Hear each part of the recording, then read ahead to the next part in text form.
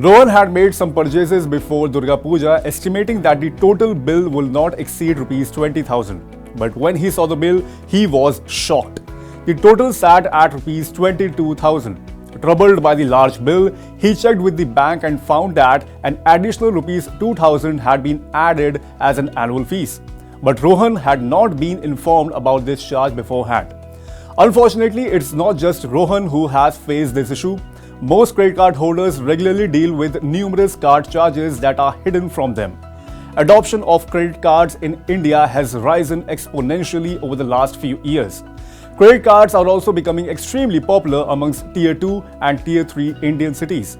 According to RBI data, the number of active credit cards reached 9.13 crores in August 2023.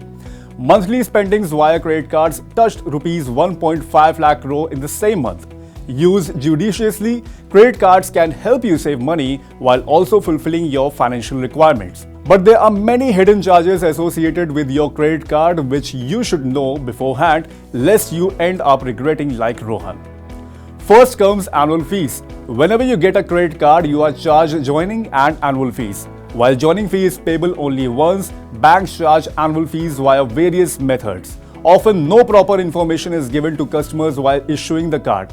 Banks generally advertise to the customer that no annual fees will be levied, but start imposing annual fees as soon as 1 year is completed. Moreover, these fees can go into thousands starting from rupees 500. That is why you should check thoroughly about the annual fees before buying a credit card. Next is cash withdrawal. Credit cards facilitate cash withdrawal via ATM. The amount you are eligible to take out depends on your credit limit. When you shop via credit card, you are given a 50-day window to pay off your dues without charging any interest. But when you withdraw money via credit cards, interest is imposed from the first day. The annual interest rate can go as high as 48%.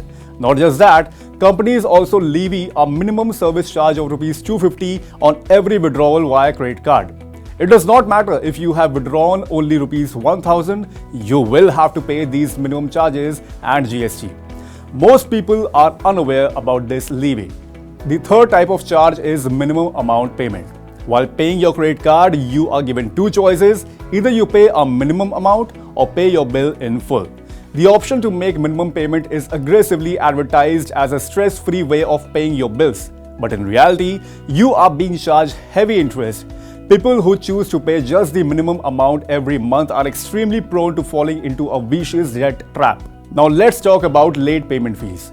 When your credit card bills remain unpaid after the due date, either in minimum or in full, banks impose a late payment fee on the due amount. Higher the bill amount, higher the late fees. And lastly, EMI facility. When you make a significant large purchase via your credit card, you are given the chance to pay the back in EMIs.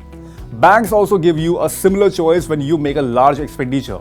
While this may look extremely tempting, do not forget about the underlying interest. Some banks charge an extra fee in lieu of providing you these services. Apart from all this, there are many more hidden charges, and overlooking them can be heavy on your pocket. Personal finance expert Jitendra Solanki says that while credit cards are a good facility, they should be used judiciously. Even a small credit misstep can push you into a debt trap. To avoid this, do not hold a lot of credit cards. It is not advisable to keep more than 2 credit cards. Take note of all these charges that are levied on your credit card. Use it only according to your needs and financial capacity.